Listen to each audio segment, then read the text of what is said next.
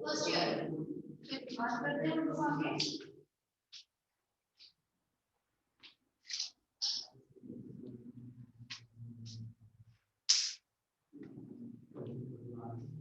सभी स्टूडेंट्स जो आप लोग साथ के साथ लिखते जाइएगा।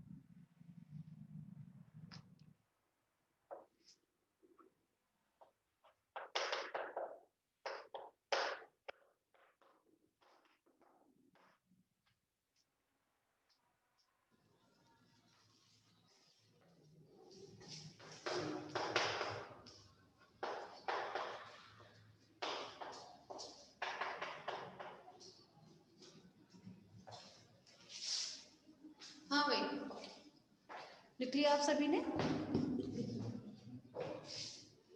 सभी स्टूडेंट्स लिख लीजिए।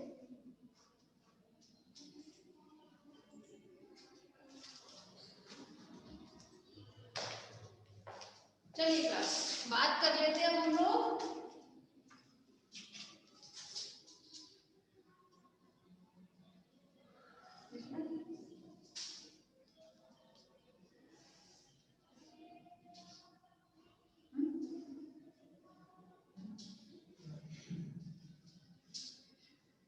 चलिए बात करते हैं हम लोग। यहाँ हमारे पास जो था दैट इज अ क्रिस्टल ठीक है, बाद में लिख लेना, टाइम दे दूंगी बाद में, ठीक है। बात कर लेते हैं, यहाँ पर हमारे पास क्या था, ग्लिसरेल्डिहाइड 3-फॉस्फेट, लेकिन यहाँ पर हेमरिंग के अलावा, मतलब यहाँ पर हमने क्या किया था, हेमरिंग से 2 मॉलिक्यूल बनाए थे ना, ग्लिसरेल्डिहाइड 3-फॉस्फेट एंड DHAP, ठीक है। तो अब हमने DHAP को ग्लिसरेल्डिहाइड 3-फॉस्फेट में ही ऐड कर दिया है, तो कहने की बात ये है कि अब हमें लेके चलते हैं 2 मॉलिक्यूल, ठीक। अब जो भी प्रोसेस हमें ग्लिसरेल्डिहाइड 3-फॉस्फेट में होनी थी वही DHAP में होती, इसीलिए हमने डायरेक्ट एक ही साथ कर लिया है, कोई भी यहाँ पर चेंज नहीं है। चलिए बात करते हैं, ग्लिसरेल्डिहाइड 3-फॉस्फेट में अब डिहाइड्रोजिनेज नाम का एक वो है एंजाइम, वो वर्क करेगा और क्या बनाएगा आपका 1,3-डाइफॉस्फोग्लिसरेल्डिहाइड, ठीक है। क्या बनाएगा 1,3-डाइफॉस्फोग्लिसरेल्डिहाइड, जबकि अभी कितना था, सिर्फ 3-फॉस्फोग्लिसरेल्डिहाइड था, ठीक है। अब क्या करना था हमें, आप लोग जानते हैं केमिस्ट्री में आपने ऑक्सीकरण और रिडक्शन को क्या बोलते हैं हिंदी में, अपचयन, तो आपने ऑक्सीकरण और अपचयन दोनों पढ़े हैं, घर में पढ़ा दिए जाते हैं। ऑक्सीकरण की अगर हम लोग बात करते हैं क्लास, तो अगर हम हाइड्रोकार्बन को ऑक्सीकरण करते हैं क्या बनता है, अल्कोहल, अल्कोहल बनता है ना, यही तो ऑक्सीकरण बनता है, हाँ OH, एग्जैक्टली। अल्कोहल का जब हम लोग ऑक्सीकरण करते हैं तब क्या बनता है, एल्डिहाइड, ठीक, CHO, ठीक है।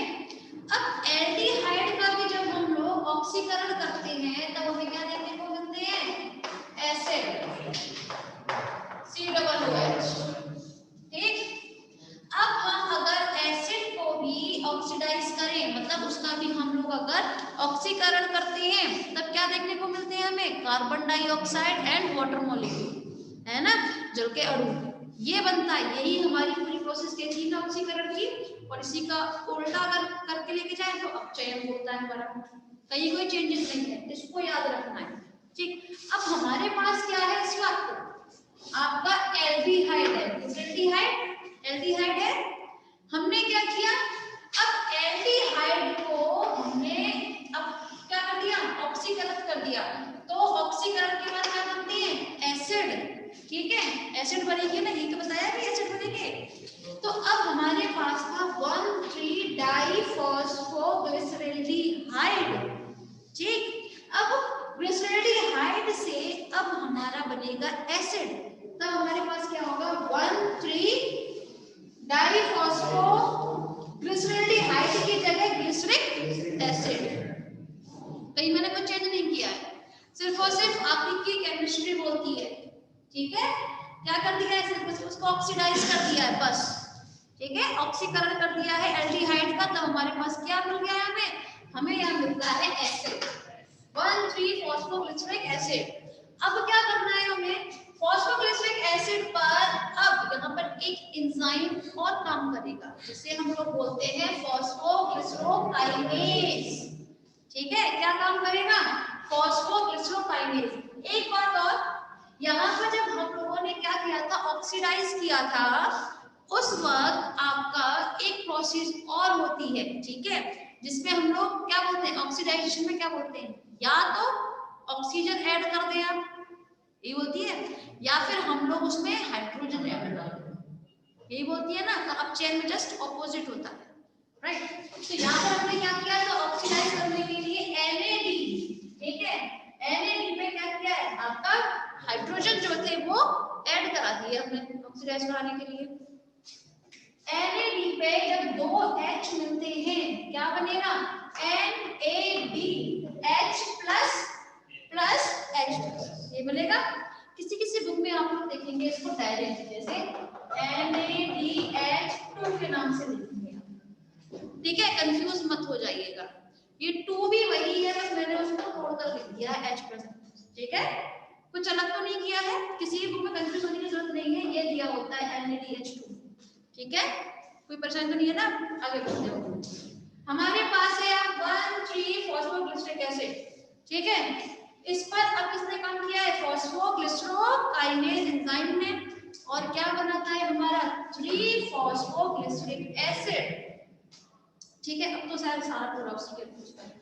3-फॉस्फोग्लिसरिक एसिड पर अब क्या होगा? म्यूटेज नाम का एक एंजाइम है, वो वर्क करेगा और क्या बनाएगा?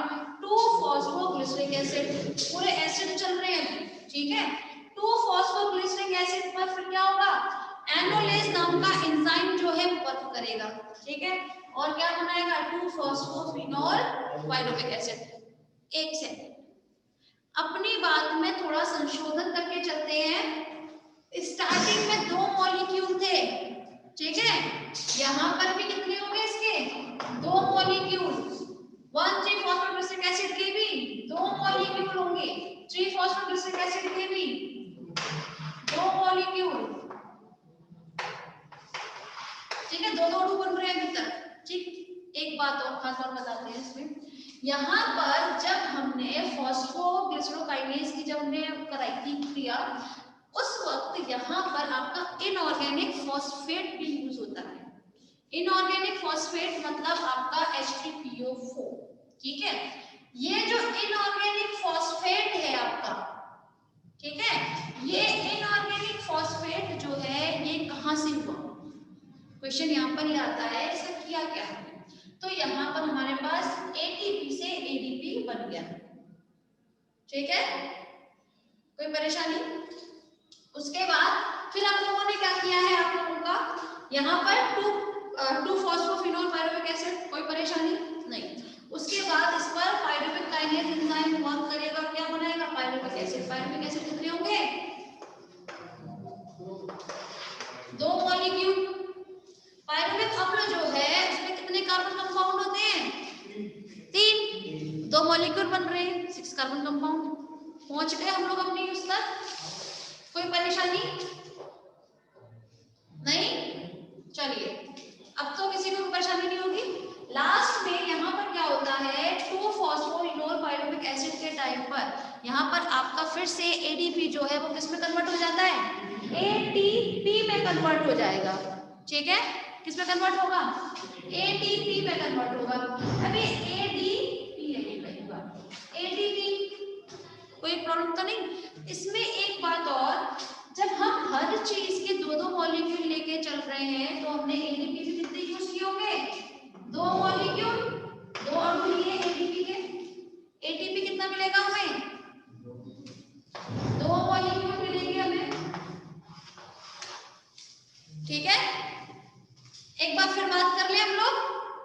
चलिए, ग्लिसरॉल्डिहाइड 3-फॉस्फेट थे, हैमरिंग से हमने स्टार्ट की थी। टाइम है ऑनलाइन, समझ में तो आ रहा है ना बेटा? ये थोड़ी इंपॉर्टेंट है इसलिए आप लोगों को बताया जा रहा है धीरे धीरे। ग्लिसरॉल्डिहाइड 3-फॉस्फेट था हमारे पास।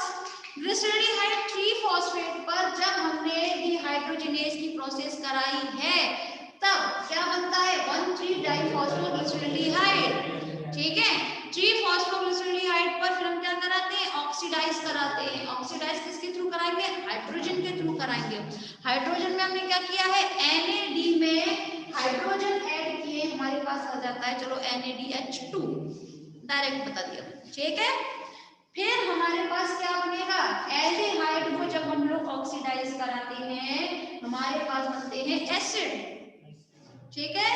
और उस एसिड को हम क्या कहते हैं? 1,3-फॉस्फोग्लिसरिक एसिड, ठीक है।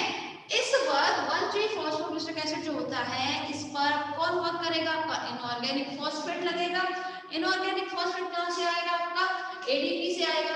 अब देखिए, ये ADP से मतलब H3PO4 में से क्या किया? फॉस्फेट यूज किया। कितना हो गया? 1,3-फॉस्फोग्लिसरिक एसिड, ठीक है। एक कहां गया हमारा? एक हमारा यहाँ ऐड हो गया,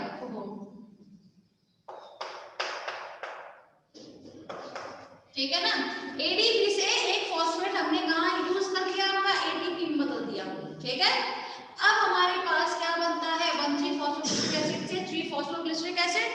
3-फॉस्फोग्लिसरिक एसिड पर फिर हमारा एंजाइम वर्क करेगा और क्या बनता है? हमको म्यूटेज। म्यूटेज ने वर्क किया, बनता है 2-फॉस्फोग्लिसरिक एसिड। 2-फॉस्फोग्लिसरिक एसिड पर आपका एनोलेज नाम का एंजाइम वर्क करेगा और बनता है आपका 2-फॉस्फोइनोल पायरुविक अम्ल। अब इस 2-फॉस्फोइनोल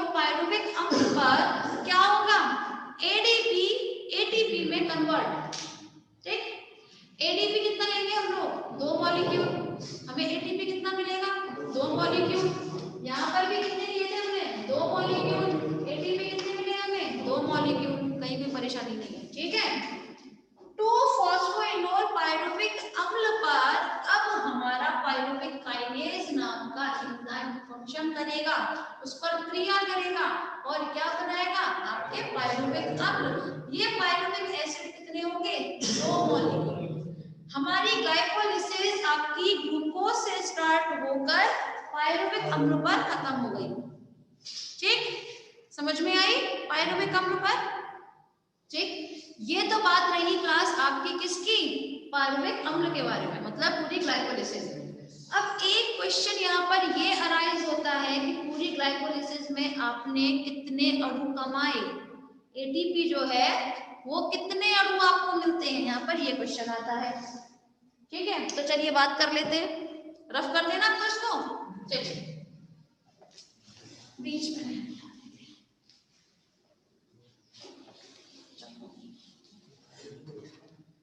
चलिए क्लास बात करते हैं हम। देखिएगा जरा यहाँ एटीपी कितने हैं, 2। वहां भी हमारे पास एटीपी मिले थे कितने, 2। 2 ATP plus 2 ATP equals 4 ATP. 4 molecule है हमारे पास एटीपी के। अब अगर हम लोग बात करें 4 एटीपी है, ये आपने पूरा बिजनेस डाला था, स्टार्टिंग से डाला था, डालने के लिए आपने उधार भी तो लिए थे, 2 एटीपी लिए थे स्टार्टिंग में। जब आपने ग्लूकोज में एटीपी डाला तभी तो ग्लूकोज 6 फॉस्फेट बना था। ठीक है, अब आप क्या करोगे, आपको मुनाफा कमाना है तो आपको पहले जो आपने लिया था वो देना भी तो पड़ेगा, उधार दे दो। कितने एटीपी यूज किए थे हमने पहले स्टार्टिंग में, 2। ठीक है, 4 एटीपी में से 2 एटीपी मॉलिक्यूल माइनस कर दीजिए, 2 एटीपी। ठीक है, पहली बात यहाँ पर जो है आपको 2 एटीपी मिलते हैं क्लास, ये होंगे आपके शुद्ध एटीपी। क्या है, शुद्ध एटीपी मॉलिक्यूल है। कितने मिले हैं हमें पूरी ग्लाइकोलिसिस में, 2 अणु। ठीक है, अभी तक हमने किसी का कन्वर्जन नहीं किया है, कन्वर्जन मतलब हमने किसी को रूपांतरित नहीं किया है एटीपी में। एटीपी में रूपांतरण की अगर हम लोग बात करें तो ये NADH2 होता है ना, कितने मॉलिक्यूल है यहाँ पर NADH2 के, 2 मॉलिक्यूल होंगे, जो हमारी प्रोसेस 2 मॉलिक्यूल पे चल रही है तो। ठीक है, एक NADH2 इक्वल्स 3 ATP। ठीक है, तो 2 NADH2 कितने हो जाएंगे, 6 या 7, किसी ने 7 भी बोला था। ठीक है, 2 एक NADH2 है 3 ATP के बराबर, तो 2 कितने के हो जाएंगे, 2 दिया 6। ठीक है, तो 6 ATP ऐड कर लीजिए, मिल गए 8 ATP।